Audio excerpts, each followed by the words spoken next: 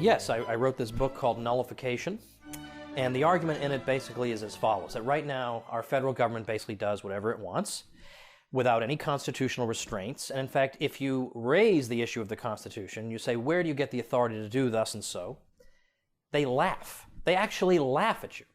So I want to remind people of what Thomas Jefferson said, that if the federal government does something that's unconstitutional, you shouldn't enforce it.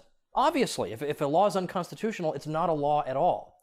And he and Madison actually said in 1798 that the states were duty-bound to resist if the federal government went beyond its legitimate constitutional boundaries. Duty-bound to resist.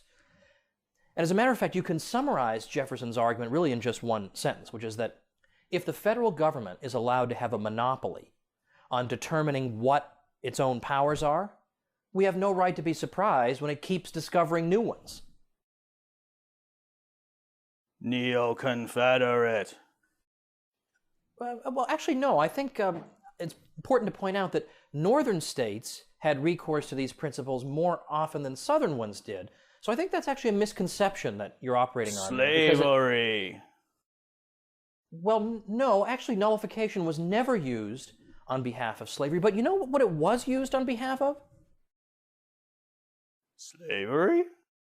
No. It was used on behalf of the cause of fighting the fugitive slave laws. Now, notwithstanding the fugitive slave clause in the Constitution, nevertheless, there were aspects of the fugitive slave law that was passed in 1850 that were constitutionally dubious, and numerous northern states did everything they could to obstruct the enforcement of that law. As a matter of fact, let me just quote for you from just one state, Wisconsin.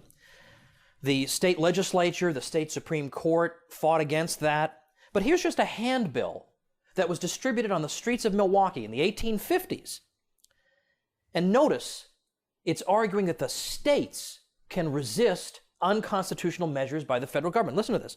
All the people of this state who are opposed to being made slaves or slave catchers and to having the free soil of Wisconsin made the hunting ground for human kidnappers, and all who are willing to unite in a state league to defend our state sovereignty, our state courts, and our state and national constitutions against the flagrant usurpations of U.S. judges, commissioners, and marshals and their attorneys, and to maintain inviolate those great constitutional safeguards of freedom, the writ of habeas corpus and the right of trial by jury, as old and sacred as constitutional liberty itself. And it goes on to say, all those who share these principles should gather for a mass meeting and take such action as the exigencies of the times and the cause of imperiled liberty demand.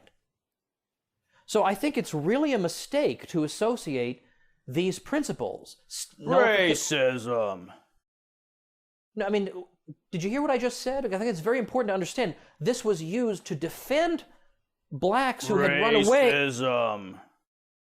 Well, look, it's true. Racial oppression can occur at any level of government. When you're dealing with government, you're dealing with the most dangerous monopoly that has ever existed in history. But the point is that today, in 2010, when everybody has the right to vote, where are the greatest threats to our liberties coming from? Boise? Santa Fe? Neo-Confederate. All right, let me come at this from a totally different angle.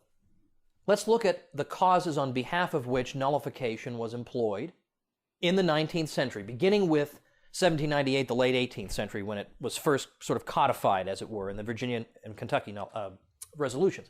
What did Jefferson and Madison fight against in those resolutions? Well, they're fighting against violations of free speech by the federal government. So nullification is being used on behalf of free speech.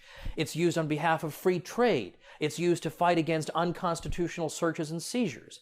It's used to fight against the prospect of military conscription, to fight against the prospect of children being enlisted in the military without the consent of their parents. And as we've seen earlier, it was used to fight against the fugitive slave law. So it's a complete, when you use terms like neo-Confederate, which is just like one of these sort of zombie terms, well, pardon me, I withdraw that statement. No, you're right. But it is one of these terms that people just throw out because they think it'll just shut down all debate. If I utter this term, no one will be able to continue debate. But I don't know.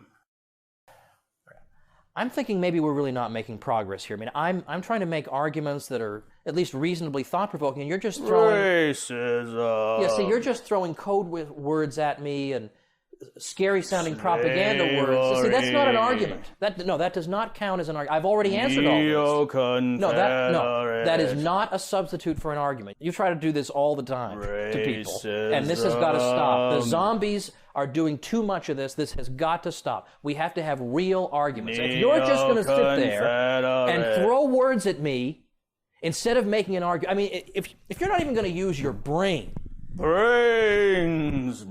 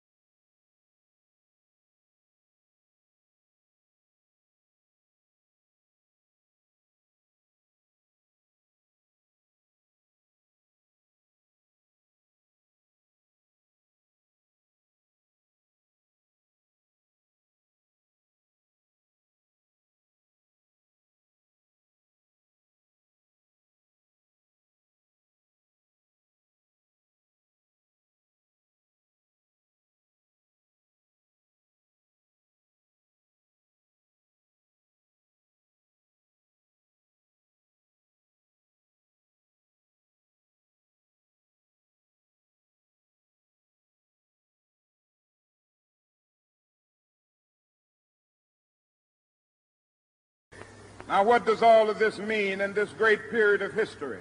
It means that we've got to stay together. We've got to stay together and maintain unity. You know, whenever Pharaoh wanted to prolong the period of slavery in Egypt, he had a favorite formula for doing it. What was that? He kept the slaves fighting among themselves.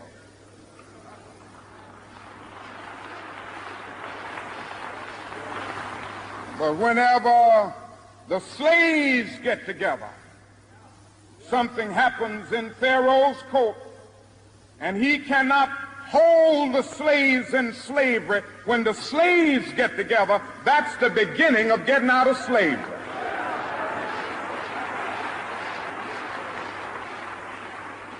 Now let us maintain unity.